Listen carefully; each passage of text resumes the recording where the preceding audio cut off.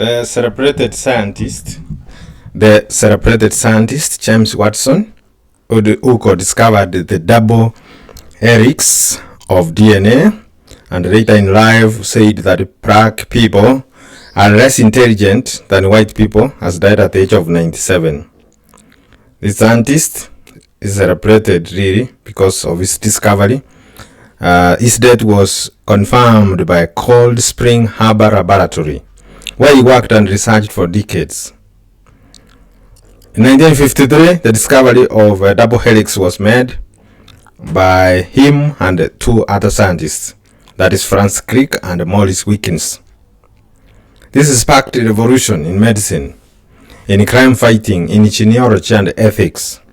The DNA breakthrough was made when Watson was just 24 years old, and he turned into a respected figure in the world of science for many, many years. At the end of his life, he faced condemnation and professional censure for offensive remarks, including saying that black people are less intelligent than white people. In 1962, he won the Nobel Prize with Francis Crick and Maurice Wilkins for discovering that deoxyribonucleic acid, or DNA, is a double helix consisting of two strands that coil around each other to create what resembles a long, gently twisting ladder. And that one, I think, if you have been to high school so far, you already know that a DNA is a double helix. The realization was breakthrough. It instantly suggested how hereditary information is stored and how cells duplicate their DNA when they divide.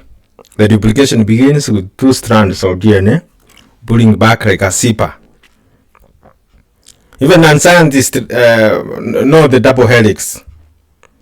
It became an instantly recognized symbol of science, showing up in places as the work of Salvador Dali and a British postage stamp. The discovery has helped open doors to more recent developments, such as discovering genetic makeups of living things, treating diseases by inserting genes into patients, and of course identifying human remains.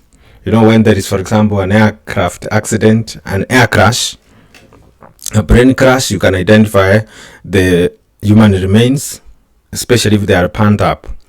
You can identify criminal suspects by taking DNA samples and tracing family trees, of course. So Watson never made another lab finding that big. That was the only one he made in that scale. But in the decades that followed, he wrote influential textbooks and, of course, best-selling memoir, and helped guide the project to map the human genome. He picked out bright young British and young scientists and helped them. And he used his prestige and contacts to influence science policy. Of course, that's a good work.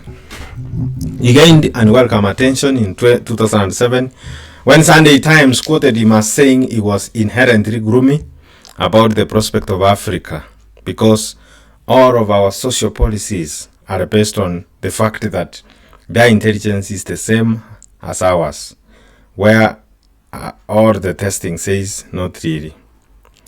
He said that while he hopes everyone is equal, people who have to deal with black employees find this is not true. So for him, maybe he was a racist. He never believed that all people are equal, including black people. That is the story of that James Watson.